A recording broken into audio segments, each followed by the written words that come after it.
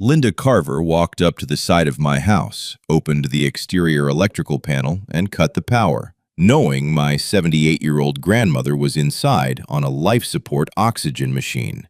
She did it in broad daylight, in front of witnesses, on camera. And I let her.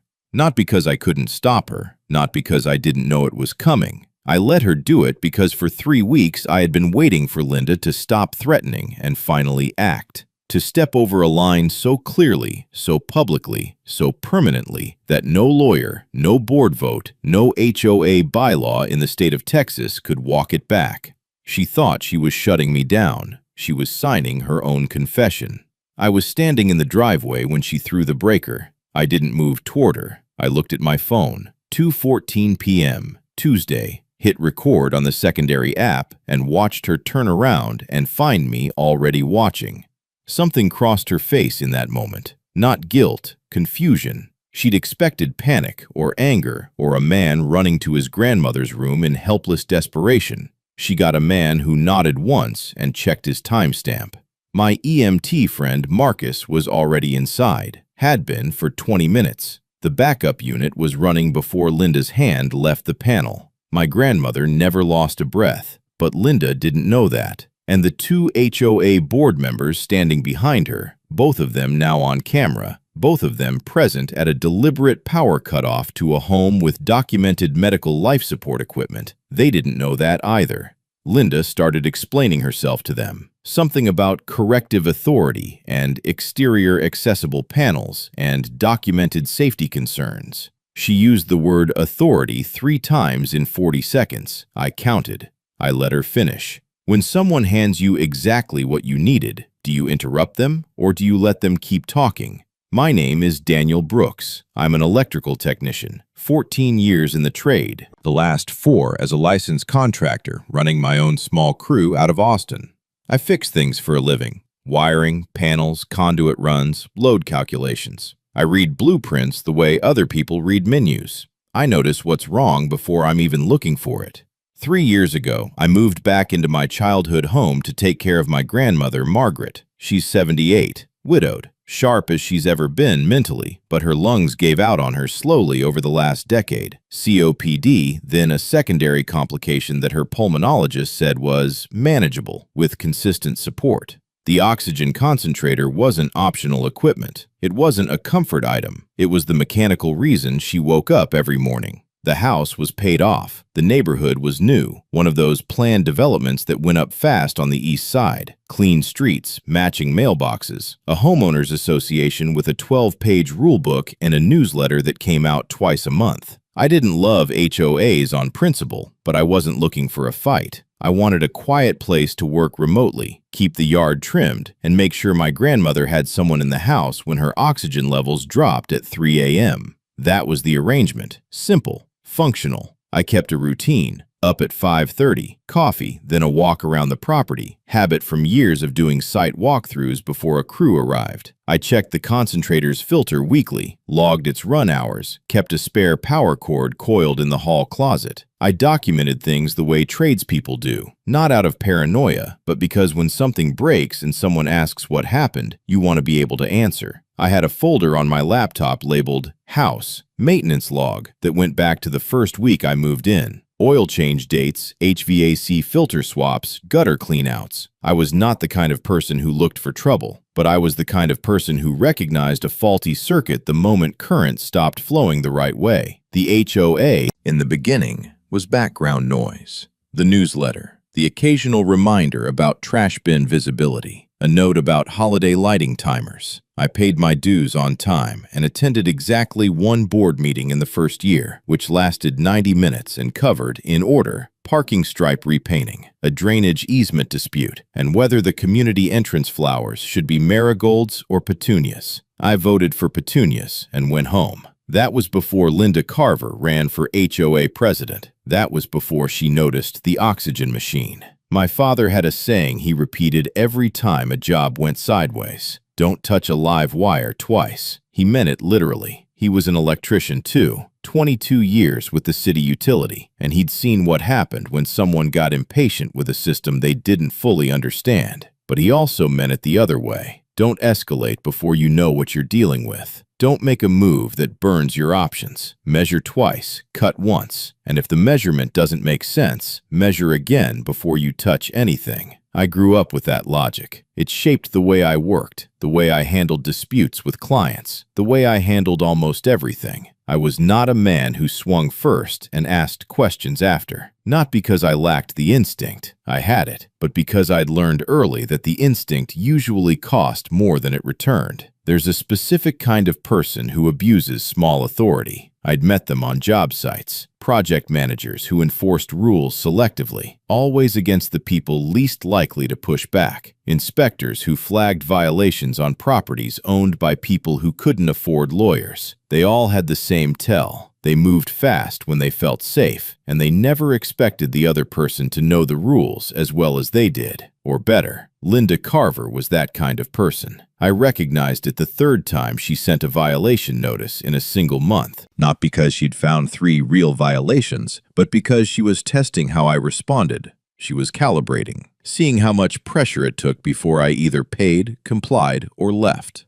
I understood that dynamic very well. What I'd also learned, from 14 years of working inside systems, reading contracts, pulling permits, dealing with county offices and insurance adjusters and subcontractors who tried to shortchange my crew, was that people like Linda almost always defeated themselves. Not because they were stupid, because they were overconfident. They believed their authority was larger than it was. They believed no one would check. They believed the paper trail they left only ran in one direction. They were usually wrong. So I had a rule of my own, one I'd developed slowly over the years and never written down but always kept. Don't stop someone from making their mistake. Wait until the mistake is complete, then decide what to do with it. It wasn't cruelty, it was patience with a purpose. The problem with reacting too early is that you stop the other person from showing you everything they're willing to do.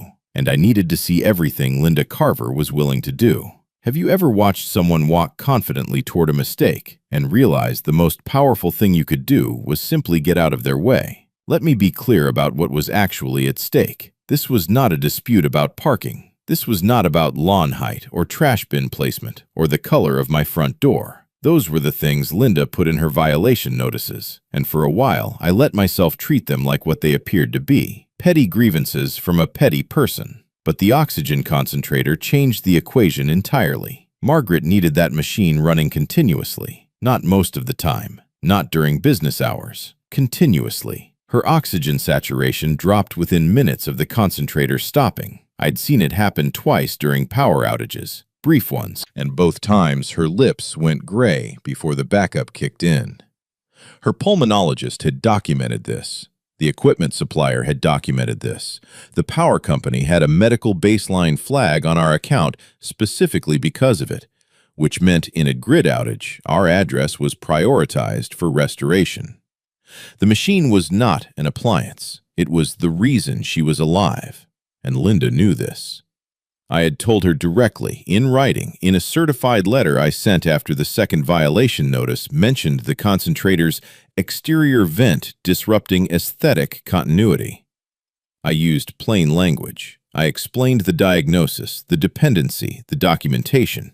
I told her that any interference with the equipment's operation, direct or indirect, carried serious legal exposure under the Fair Housing Act's disability accommodation provisions, as well as potential criminal liability if harm resulted. She sent back a form letter, boilerplate, something about HOA authority to enforce community standards. No acknowledgement of the medical situation, no legal citations of her own.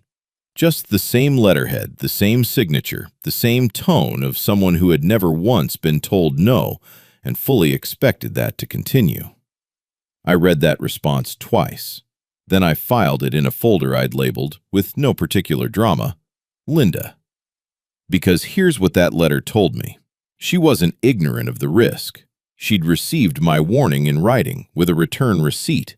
She understood what she was threatening. She just didn't believe I could do anything about it. That miscalculation, that specific, documented miscalculation, was the foundation everything else would eventually be built on. The fines started small. $40 for a truck parked in the driveway before 7 a.m., $25 for a trash bin visible from the street on a non-collection day, $60 for unapproved exterior equipment, which turned out to mean the concentrator's external vent cap, a 4-inch white plastic fitting flush against the brick that had been there since the day I moved in. Individually, annoying. Collectively, I started noticing something. Every notice arrived within 48 hours of a delivery. Oxygen supply truck, medical equipment service, the pharmacy courier who came twice a month with Margaret's prescriptions. Like clockwork. Violation notice, 2 days later. Different stated reason each time, but the timing never varied. I pulled up my delivery logs. I'd kept them in a shared calendar for insurance purposes and laid them against the violation dates. 11 deliveries over 4 months. 9 violation notices. 8 of the 9 landed within 48 hours of a delivery. That was not coincidence. That was surveillance.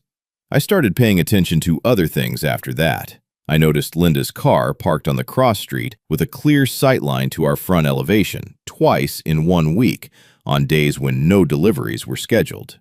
I noticed a new entry in the HOA violation database. I had access through the resident portal that listed our address under a category I'd never seen used before. Long-term equipment dependency, residential appropriateness review. I took a screenshot with timestamp. I noticed that 3 houses on our street had changed hands in the previous 18 months. All 3 had been owned by residents over 70. All 3 had sold below assessed value, quickly, to the same LLC, a name I wrote down and did not search yet. I wanted to look at more before I started pulling threads. And then I talked to a woman named Ruth Adeyemi, who lived 4 doors down and had been in the neighborhood since before the development was finished. She was 69, moved carefully with a cane, and had the kind of eyes that missed nothing. We'd waved at each other for 2 years. I knocked on her door one evening and asked if I could sit on her porch for a few minutes. She already knew why I was there. "Eleanor Marsh," she said, before I'd finished my first sentence. She had a dialysis schedule 3 times a week. Linda started sending her letters about the medical transport van 6 weeks after she moved in. Eleanor was gone in 4 months. Ruth said it quietly, without drama, like she'd been waiting for someone to finally ask. I drove home that night and opened a new folder on my laptop. I labeled it Pattern, Documented, not Linda anymore. The shape of what was happening had become something much larger than one difficult neighbor. When does a series of coincidences stop being coincidences and start being a method? I want to be honest about something. There was a point, early, before the pattern was fully clear, where I could have made this loud. I had enough for a complaint. The Fair Housing Act language in my certified letter had been ignored in writing. The timing of the violation notices against the delivery log was documentable. Ruth's account of Eleanor Marsh was corroborating testimony from a named neighbor willing to speak on record. I could have called HUD that week. I could have walked into a fair housing attorney's office with what I had and made a strong opening argument. I chose not to, partly because I wasn't finished building the case. A complaint filed too early, with gaps, gives the other side time to adjust, to backfill explanations, to suddenly discover procedural justifications, to paper over the record with a flurry of corrective gestures that muddy everything. I'd seen it happen in contract disputes. You move before the picture is complete, and the person who was clearly wrong finds just enough ambiguity to survive. But partly, and I'll admit this, I wanted Linda to have the chance to stop. Not because I felt generous toward her, because I needed for my own conscience to know that what came next was entirely her choice. I needed the record to show that she had been warned, clearly and in plain language, and had continued anyway. That distinction mattered, not just legally, personally. So I called her. I kept it short. I told her I'd been reviewing the violation history and cross-referencing it against our delivery schedule, and that I'd found a correlation I thought she'd want to be aware of before it became part of a formal filing. I didn't threaten. I didn't raise my voice. I used the word correlation deliberately, clinical, not accusatory, and I left silence after it. She filled the silence immediately. Mr. Brooks, she said, the HOA has a responsibility to all residents, not just ones with special circumstances. I suggest you review the community standards document before making accusations you can't support. Special circumstances. That's what she called my grandmother's oxygen dependency. I thanked her for her time and ended the call. Then I opened my laptop, created a new entry in the documentation log, and typed the date, the time, the duration of the call, and her exact words, as close to verbatim as I could reconstruct them within 2 minutes of hanging up. I noted that I had raised the correlation and she had not denied it, had not offered an explanation, and had not indicated any intention to change the pattern. Warning given. Warning rejected. On the record. Now I could stop feeling generous. If you offer someone a way out and they hand it back to you, who owns everything that happens next? After that call, Linda accelerated. Looking back, I think my calmness unnerved her. She'd expected a reaction, anger, defensiveness, maybe a counter-threat she could document and use. What she got instead was a man who thanked her politely and hung up. In her framework, that probably read as weakness, as someone running out of moves, so she pushed harder. The violation notices doubled in frequency. A letter arrived claiming the oxygen supplier's delivery vehicle had exceeded the HOA's approved vendor access window, a rule I could not find anywhere in the 12-page community standards document because it didn't exist yet. Another letter proposed a new amendment to the HOA bylaws. Medical supply deliveries to be pre-approved by the board, limited to twice monthly, scheduled only between 10 a.m. and 2 p.m. on weekdays. Twice monthly. The concentrator's consumables required resupply every 10 days. I printed every letter, scanned every envelope, logged every date. I pulled the HOA bylaws document from the resident portal and saved a time-stamped copy, the version that existed before any amendments. I noted which rules Linda cited that existed, which she paraphrased loosely, and which she appeared to have invented entirely. Each letter she sent was another entry in a log that was becoming very long and very clean.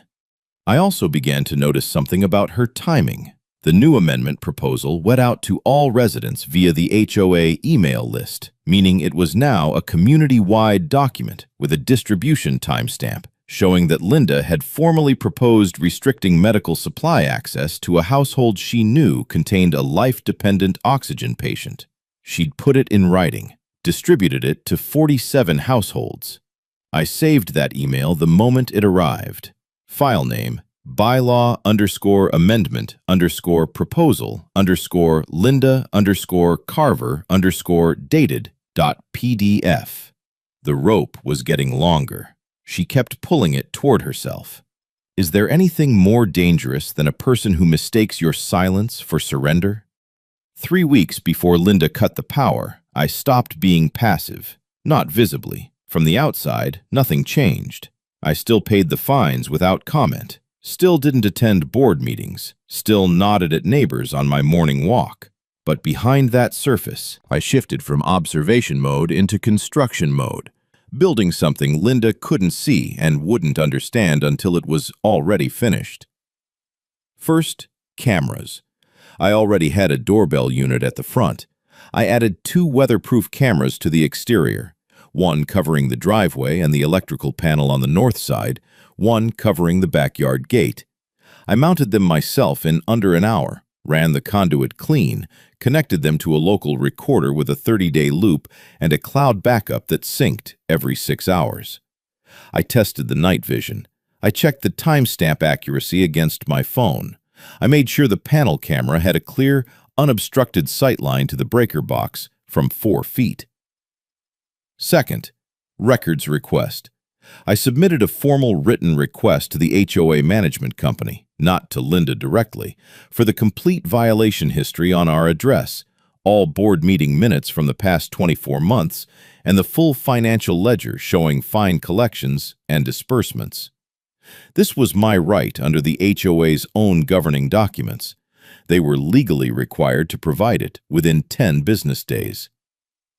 Third, I called the utility company's medical baseline department and asked them to confirm, in writing, that our address carried an active medical equipment flag. They mailed a confirmation letter within a week. I scanned it the day it arrived. Fourth, I called Marcus. Marcus Thill had been my closest friend since high school. He was now a paramedic supervisor with 12 years on the job, and he understood immediately what I was describing when I walked him through the amendment proposal and the escalating violation pattern. I didn't ask him to do anything yet. I just told him what I thought Linda was building toward, and I asked if he'd be willing to be present at the house on short notice if I called. He said yes, without hesitating. "If someone cuts power to a concentrator patient," he said, "that's not a civil matter." I told him I knew. I told him I just needed her to do it first. How do you build a case that cannot be argued with? One document at a time, one timestamp at a time, until the other person has nowhere left to stand. The HOA records request did something I hadn't fully anticipated. It made Linda move faster. I found out later, through the management company's response, which arrived with a cover note apologizing for internal processing delays, that Linda had contacted them the same day my request was logged, asking whether she could redact portions of the violation ledger before release. They told her no. She then called an emergency board session, which 3 of the 5 members attended, and pushed through a motion to place our property on a formal compliance watch status, a designation I also could not find anywhere in the governing documents. The compliance watch letter arrived at my door 4 days after my records request. It listed 7 open violations, 4 of which were new, filed according to the timestamps within 72 hours of my formal request. 2 of them cited rules from the proposed bylaw amendment that had not yet been voted on, let alone ratified. She was fabricating violations in real time and dating them to create the appearance of a pre-existing record. I noted this carefully, saved the compliance watch letter, saved the management company's cover note, pulled the board meeting minutes from the records package when it arrived, and cross-referenced the session date against the timeline of my request. The sequence was clean and damning. Records request filed. Linda panics. Emergency board session. 4 new violations backdated. Compliance watch letter issued. All of it documented. All of it time-stamped. All of it now in my possession because she had been legally required to hand it to me. But here's what it cost in the short term. The compliance watch letter triggered an automatic fine escalation clause. My outstanding balance with the HOA jumped to $1,400 overnight. Under the governing documents, balances over $1,000 could be referred to a collections attorney and, eventually, used as grounds to place a lien on the property. My grandmother's home. Linda was trying to build a financial pressure campaign fast enough to make us leave before I could finish building my case. She just didn't know the case was nearly complete. 2 weeks before the power cut, Linda made her biggest unforced error. The HOA held its quarterly all-resident meeting in the community clubhouse, a beige carpeted room with folding chairs and a projector screen that never quite aligned with the wall. I hadn't attended one in over a year. This time I came early, took a seat near the back, and set my phone on the chair beside me with the voice memo app running. Linda ran the meeting the way she ran everything, efficiently, loudly, with the confidence of someone who had never once been seriously challenged in that room. She moved through the agenda items fast: landscaping contract renewal, gate keypad replacement, reserve fund update. Then she reached item 6. She called it ongoing compliance concerns, chronic non-conforming properties. She didn't use my address. She used the phrase, "the Brooks residence," 4 times in 3 minutes, and she said the following. I have the recording. I have the transcript I made that same night, and I will quote it as precisely as I am able. The situation on Crestline Court represents exactly the kind of long-term residential non-compliance that erodes standards for everyone. When a property is being used as an unofficial care facility with commercial-grade equipment, regular vendor traffic, and documented refusal to cooperate with board oversight, It affects every homeowner's investment in this community. We have an obligation to act. Unofficial care facility, commercial-grade equipment, documented refusal to cooperate. She said all of this in front of 31 residents, on a recording.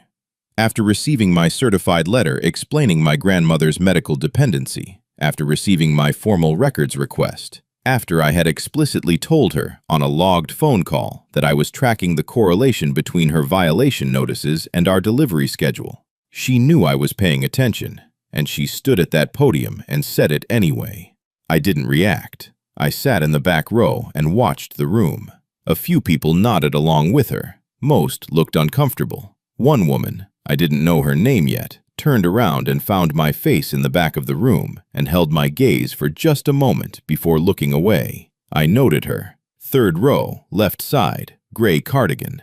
After the meeting, I drove home and added a new entry to the documentation log. 31 witnesses, recording confirmed. Her words, her podium, her mistake. How certain does someone have to be that they're untouchable to say something like that out loud in a room full of people, on the record? 5 days after the quarterly meeting, Linda stopped working alone. The first sign was a white pickup truck I didn't recognize parked outside the house for 40 minutes on a Tuesday morning. The driver never got out, just sat there. I noted the plate, the time, the duration. When the truck left, I ran the plate through a free public lookup tool. It came back registered to a property services company, a contractor that did, among other things, HOA compliance inspections and what their website called residential standards documentation. Linda had hired someone to photograph my property. 2 days later, a man in a polo shirt with a clipboard knocked on my door and introduced himself as a representative of the HOA's compliance review partner. He said he was there to conduct an exterior inspection and asked if I would consent to him walking the perimeter. I told him politely that I did not consent to any inspection not authorized under the governing documents, that I'd reviewed those documents carefully, and that no such third-party inspection authority existed in them. I asked for his company's full name and license number. He didn't have a ready answer for either. He left. I filmed the entire exchange on my phone from the doorway. Then Linda escalated to the board. A special session was called, the second emergency meeting in 3 weeks, which itself was irregular under the bylaws, which required 30 days between special sessions except in cases of genuine emergency. I obtained the meeting notice through the resident portal. The agenda listed one item: authorization of corrective action, Crestline Court property, electrical safety concern. Electrical safety concern. I was an electrical technician with 14 years in the trade. My panel was permitted, inspected, and up to code. I had the inspection certificate in a folder in my filing cabinet. The concern Linda was presenting to the board had no basis in any filed complaint, any utility company report, or any licensed inspector's findings, because none existed. I called the utility company's inspection desk that afternoon and confirmed it directly. No complaint had been filed against our address. No inspection had been requested. No safety flag existed on our account beyond the medical baseline notation. The representative I spoke with gave me her name and employee ID number. I wrote them both down. The board voted 4-1 to authorize what the minutes called emergency corrective access to exterior electrical infrastructure if the homeowner failed to respond to a final compliance notice within 48 hours. The dissenting vote was cast by a board member named Paul Nguyen, who said, according to the minutes, which I obtained 2 days later, that he had significant reservations about the legal exposure this action creates for the association. Paul Nguyen. I noted his name in a separate column. The final compliance notice arrived the next morning, certified mail. It cited the non-existent safety concern, referenced the board vote, and gave me 48 hours to remediate the electrical configuration or submit to HOA-authorized inspection. It was signed by Linda Carver, HOA president, and countersigned by 3 board members. 3 signatures on a document authorizing access to my electrical panel, based on a safety complaint that did not exist. I held that letter for a long moment. Then I called Marcus. "Day after tomorrow," I said. "Be at my house by noon." When a system designed to protect a community gets captured by one person's agenda, who is responsible for every decision made in its name. The evening after the compliance notice arrived, someone knocked on my door. I didn't recognize him at first. Tall, mid-50s, reading glasses pushed up on his forehead. Then I placed him. Gary Whitfield, 2 streets over, one of the board members who had signed the compliance letter. He was holding a coffee thermos and standing slightly off to the side of my porch light, the way people stand when they don't want to be seen from the street. I opened the door but didn't invite him in. He spoke quietly and quickly. He said he wanted me to know that he had voted yes on the motion because Linda had framed it as a routine safety procedure, and he hadn't fully understood what property it involved until after the vote. He said when he saw the address on the compliance notice the next morning, he'd looked up the file and seen the medical equipment notation. He said he was uncomfortable. I listened to all of it. Then I asked him one question. "Are you here to tell me you're going to correct the vote?" He looked at the ground. "It's complicated. Linda runs a tight ship. If I go against her publicly..." I stopped him there. "Gary," I said, "I appreciate you coming. I want you to know that I've documented everything. The vote, the notice, the timeline, the fact that no safety complaint exists on record with the utility company. Whatever happens in the next 48 hours, it's all going into a formal federal filing." He looked up. "I'm not telling you that as a threat," I said. "I'm telling you so that when someone eventually asks you what you knew and when, you have a clear answer ready." He left without saying anything else. I closed the door and stood in the hallway for a moment. I didn't feel satisfaction exactly. More like a quiet, heavy clarity. Gary Whitfield knew this was wrong. He'd known it in the meeting room and signed anyway. That was its own kind of data. It told me the pressure Linda was applying to the people around her, the architecture of fear she'd built inside that board. It also told me that architecture was starting to crack. I added Gary's visit to the log. Time, duration, summary of conversation, his exact words about not fully understanding the vote until after it was cast. Uncomfortable wasn't enough. But it was the beginning of something.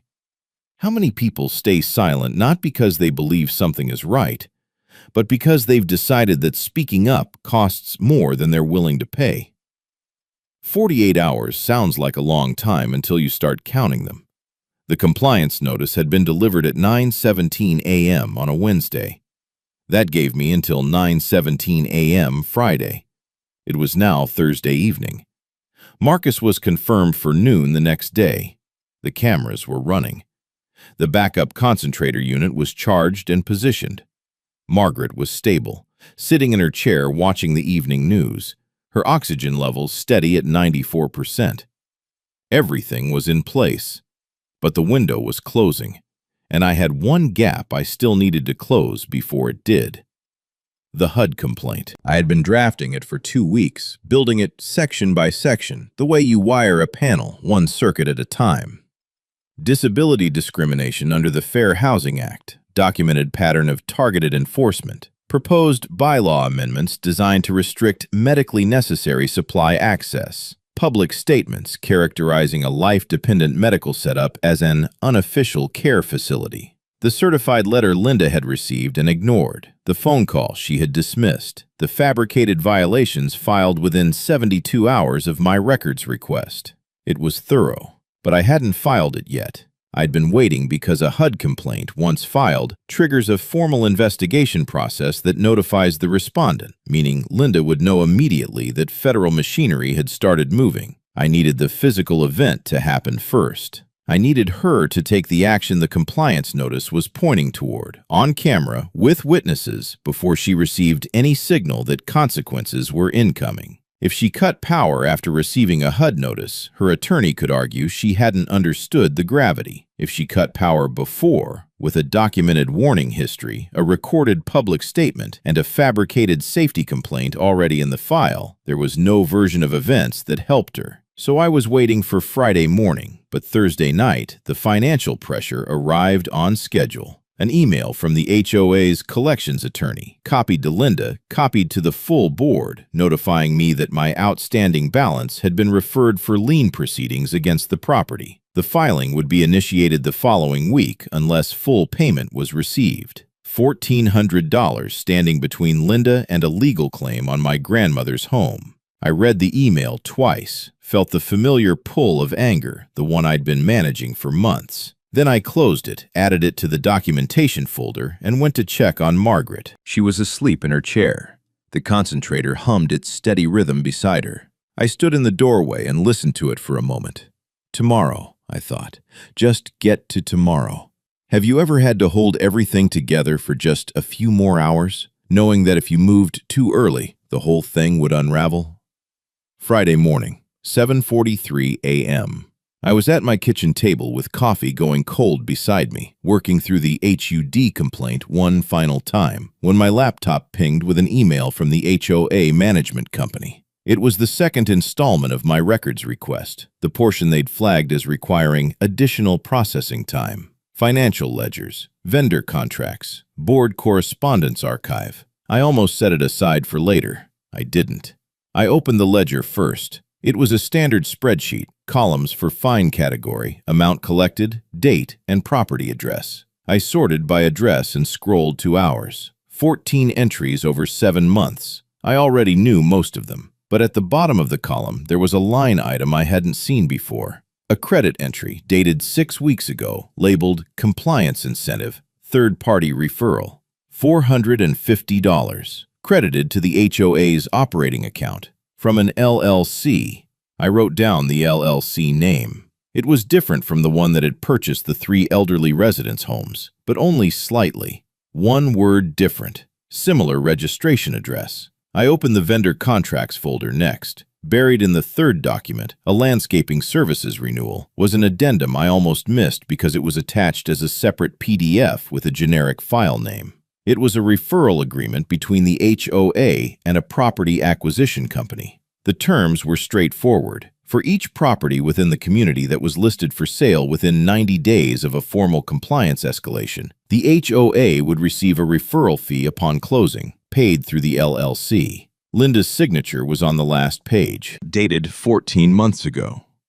I sat very still for a moment. This wasn't a neighbor with a grievance. This wasn't even a petty authoritarian on a power trip. This was a financial arrangement. Linda was running a pressure campaign against vulnerable residents, specifically elderly homeowners with medical dependencies who were less likely to fight back, and collecting referral fees when they sold. The compliance violations were the mechanism. The fines were the pressure. The real product was the property, acquired below market value by a connected buyer with the HOA president's signature on the referral agreement that made it all pay out. Eleanor Marsh. The 3 houses sold to the LLC, the Compliance Watch designation, the fabricated violations, the bylaw amendment targeting medical supply deliveries, every piece locked into every other piece with a solidity that made my chest feel tight. I looked at the time, 8:11 a.m. I had just over an hour before the compliance notice deadline expired. I forwarded the ledger, the referral agreement, and the vendor contract addendum to a single email draft addressed to HUD. I added them to the complaint package. I did not send it yet. Then I texted Marcus. On schedule. Be here by 11:30, not noon. Then I went and sat with Margaret while she had breakfast, and I didn't tell her any of it because she didn't need to carry what I was carrying, and because in a few hours it would be over. When the last piece of a puzzle falls into place, does the picture surprise you, or does it confirm exactly what you already knew in your gut? At 9:04 a.m., 13 minutes before the compliance deadline expired, Linda Carver arrived. She did not come alone. There were 2 board members with her, not Gary Whitfield, the one who'd knocked on my door Thursday evening, but the other 2 who had signed the compliance notice without hesitation. Behind them was the man in the polo shirt with the clipboard, the compliance contractor who had come to my door earlier that week.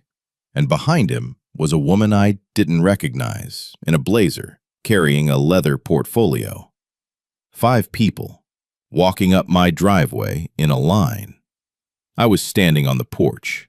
Marcus was inside with Margaret. The cameras were running. I had checked the feeds from my phone 12 minutes earlier. Both active, both recording, timestamps synced. Linda stopped at the foot of the porch steps and looked up at me with an expression I can only describe as administrative. Not angry, not triumphant. Efficient, like this was a task she was completing. "Mr. Brooks," she said, "the 48-hour remediation period has concluded without response. The board is authorized to proceed with corrective access to the exterior electrical infrastructure. I'm asking you to step aside." I looked at her, then at the two board members, then at the contractor, then at the woman with the portfolio, who I now suspected was either a paralegal or someone playing the role of one for the occasion. I said, "I want you to be certain you want to do this." Linda's expression didn't change. "Step aside, Mr. Brooks." I stepped aside. She walked past me, down the porch, along the side of the house. The contractor followed her. The board members stayed near the driveway. The woman with the portfolio positioned herself where she had a clear view of the panel. I watched Linda open the panel cover. I watched her locate the main breaker. I watched her throw it. The house went quiet, in the specific way a house goes quiet when power cuts. Not silence exactly, but the sudden absence of the low electrical hum you don't notice until it stops. From inside, I heard nothing. No alarm, no sound from Margaret's room. Linda turned around. "The corrective action is complete," she said to the contractor, loud enough for everyone present to hear. "Please document the time." He wrote something on his clipboard. 9:09 a.m. She had done it. On camera, in front of witnesses she had brought herself, with a contractor writing down the timestamp. After receiving my written warning, after my phone call, after the quarterly meeting recording, after the referral agreement in her own signature, after everything, she stood at the side of my house with the panel hanging open behind her and looked at me with the flat satisfaction of someone who believed they had just won.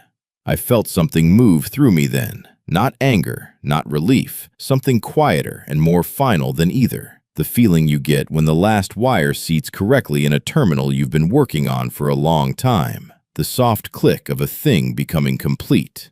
"Thank you, Linda," I said. She frowned slightly. "Excuse me?" I was already dialing 911. What does it feel like to watch someone walk all the way to the end of the road they built for themselves and realize they can't see what's waiting there? While we waited for the police, I went inside. Marcus had Margaret on the backup concentrator within 30 seconds of the power cut. He'd been positioned, ready, with the unit already primed. Her oxygen levels had dipped to 89 before the backup caught her. 89. That's the number I keep coming back to. 8 points below where she needed to be. In a younger person, manageable. In a 78-year-old woman with compromised lung function, 8 points is the margin between stable and a call you don't recover from. She didn't know what had happened. She thought the power had gone out. She asked if there was a storm. I told her everything was fine. I sat beside her for a moment and held her hand, which was small and dry and warm the way her hands had always been. And I looked at the concentrator humming on backup power, and I thought about my father, who had spent 22 years keeping the lights on for other people's homes, and had asked me, the week before he died, to make sure his mother was never alone. I had promised him that. This was what keeping that promise looked like sometimes. Not the quiet parts, the morning walks, the medication logs, the filter changes, but this. Sitting in a room that had just had its power deliberately cut, holding a hand that had gone slightly tighter than usual, making sure my voice was steady enough that she believed me when I said everything was fine. Everything was not fine, but it was about to be. I kissed her on the forehead, stood up, and walked back outside. Linda was still there. She had been talking to the board members in a low voice, something about documented procedure and authorized action. The contractor had put his clipboard under his arm. The woman with the portfolio was typing something on her phone. None of them had left. That was important. That was either arrogance or confidence, and at this point, the distinction didn't matter much. I stood on the porch and waited. The first police unit arrived 4 minutes after my call, then a second. Then, 2 minutes behind them, Marcus's department-issue SUV. He had called his supervisor from inside the house the moment the power cut, and his supervisor had dispatched as a precaution. The driveway was getting crowded. What is it that keeps a person going when the fight is long and the cost is personal and no one else can fully see what it's taken to hold the line? The first officer's name was Reyes. She was calm, methodical, and within 90 seconds of arriving had separated Linda's group from me with the practiced efficiency of someone who had walked into unclear situations before and knew how to make them clear fast. She asked me what happened. I told her, briefly. Power was cut to my residence while a family member dependent on life support oxygen equipment was inside. I pointed to the open panel. I pointed to Marcus, who was already walking toward us from the front door, and introduced him as a paramedic supervisor who had been present and had administered backup support to the patient. Marcus confirmed it in 30 seconds, flat, professional. Patient was an elderly woman with documented oxygen dependency. Power interruption had caused saturation to drop to 89%. Backup support had been administered. Patient was currently stable. He used the phrase life support equipment twice, without drama, because that was the accurate clinical term, and he knew exactly what weight it carried. Linda stepped forward. "This was an authorized HOA corrective action," she said. "We have board documentation, a compliance notice, and the homeowner was given 48 hours to remediate a safety concern. This is a civil matter." Officer Reyes looked at her. "Ma'am, I need you to wait." "I have documentation, ma'am." "Wait."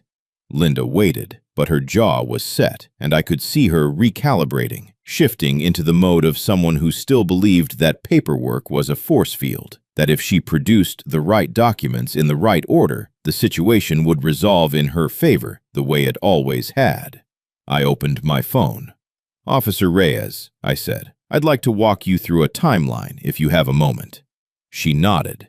I started with the utility company confirmation letter, the one establishing that no safety complaint had ever been filed against our address, no inspection had been requested, and no safety flag existed beyond the medical baseline notation. I showed her the letter on my phone, date-stamped, with the representative's name and employee ID. Then I showed her the compliance notice Linda had issued, citing a safety concern that, according to the utility company's own records, did not exist.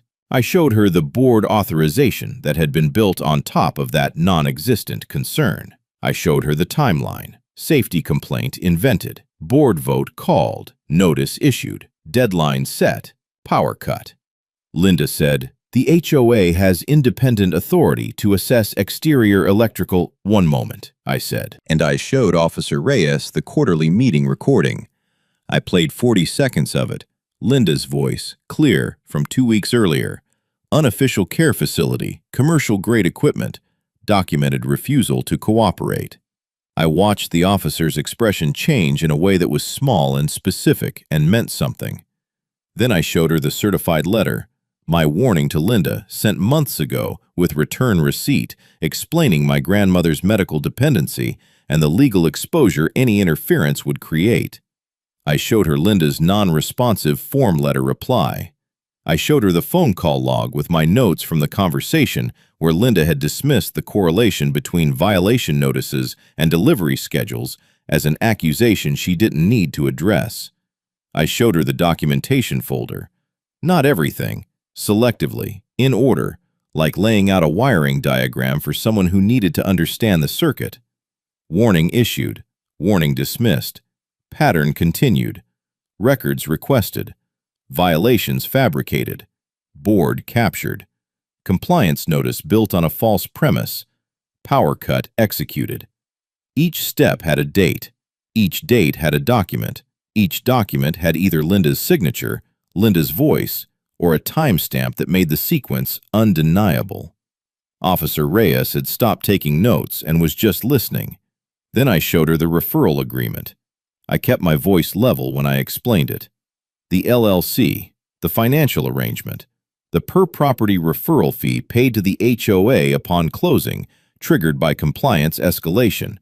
Linda's signature, 14 months ago, cross-referenced against the 3 elderly residents who had sold their homes below market value in the 18 months prior, all to a connected buyer, all following similar violation campaigns. Linda's voice, when she spoke, had changed register slightly. "That agreement is a standard vendor relationship.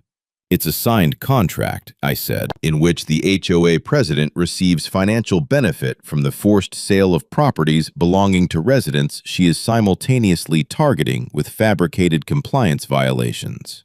The word "fabricated" landed in the driveway like something physical. The contractor with the clipboard took a half step backward. The woman with the portfolio had stopped typing. One of the board members, the one on the left, whose name I later learned was Dennis Pratt, turned to look at Linda with an expression that was no longer administrative. Officer Reyes asked Linda directly, "Ma'am, were you aware that a resident of this property was dependent on oxygen equipment at the time you cut power to the residence?" A pause that lasted exactly long enough to mean everything. The safety concern was, "Were you aware, yes or no?" Another pause. "I was aware of certain medical claims, yes." I said nothing. I didn't need to. She had just confirmed to a police officer on a body camera that had been running since Officer Reyes stepped out of her vehicle that she had known about the oxygen dependency before cutting the power and had done it anyway under the cover of a safety concern that did not exist. Her own answer, her own words, in response to a direct question she could not legally lie about without making everything worse. I looked at Linda Carver then, really looked at her, maybe for the first time since this had all started. She looked smaller than she had at the quarterly meeting podium. The efficiency was gone from her expression. What was left was something I recognized from job sites, from contract disputes, from every moment when a person who had been certain they were untouchable finally understood they were not. Realization, coming in too late to do anything with. I closed my phone and put it in my pocket. "That's everything," I said to Officer Reyes. "The full HUD complaint, with all supporting documentation, goes out this afternoon." Justice doesn't always arrive as a single blow. Sometimes it's just the moment when every piece of a person's own behavior lines up in sequence, and there's finally nowhere left to look except at what they built. The HUD complaint went out at 2:31 p.m. that same Friday. By Monday, a federal investigator had made initial contact. By the following week, the investigation had expanded beyond our address. Once the referral agreement surfaced in the formal filing, HUD cross-referenced the LLC against property transaction records in 3 adjacent counties. What they found was larger than one neighborhood. The acquisition pattern stretched back 4 years across 6 developments, always the same profile. Elderly residents, medical dependencies, HOA pressure campaigns, below-market sales to connected buyers. Linda Carver had not invented the scheme, but she had been running the local franchise of it with remarkable efficiency. 3 months after that Friday morning in my driveway, she resigned from the HOA board. The resignation letter cited personal reasons and the desire to allow new leadership to move forward. It did not mention the federal investigation, the civil complaint filed jointly by 4 former residents, including Eleanor Marsh's daughter, or the fact that the Property Acquisition LLC had ceased operations and its principals had retained criminal defense attorneys. The HOA itself was placed under oversight by the management company pending a governance review. The fabricated violations against our address were expunged. The $1,400 fine balance was voided. The lien proceedings were withdrawn. The proposed bylaw amendment restricting medical supply deliveries was formally rejected by the reconstituted board, voted down unanimously in a meeting I did not attend because I no longer needed to. Paul Nguyen, the board member who had cast the single dissenting vote on the compliance authorization, was elected HOA president by the remaining members. He called me to let me know. He apologized, briefly and without excuse-making, for signing the compliance notice. I told him I appreciated the call and that I hoped the association could be what it was supposed to be. Gary Whitfield resigned quietly. I don't know what happened to him after that. Ruth Adeyemi baked a pound cake and left it on my porch with a note that said simply, "I knew you'd figure it out." And Margaret? She still sits in her favorite chair every evening, the one positioned near the window where the late light comes in flat and warm across the floor. The oxygen concentrator hums beside her, steady and uninterrupted, the way it has hummed for 3 years and will keep humming for as long as she needs it to.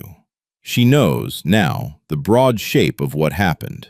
I told her carefully, leaving out the parts about 89% and the 30 seconds Marcus needed to reach her. She listened without interrupting, which is her way, and when I finished, she was quiet for a moment. Then she said, "Your father would have handled it the same way." I didn't say anything. I just sat with her while the light moved across the floor and the machine kept running. When something that was taken from you is finally returned, not through luck, not through force, but through patience and truth and every step of a process you built yourself, what does that feel like?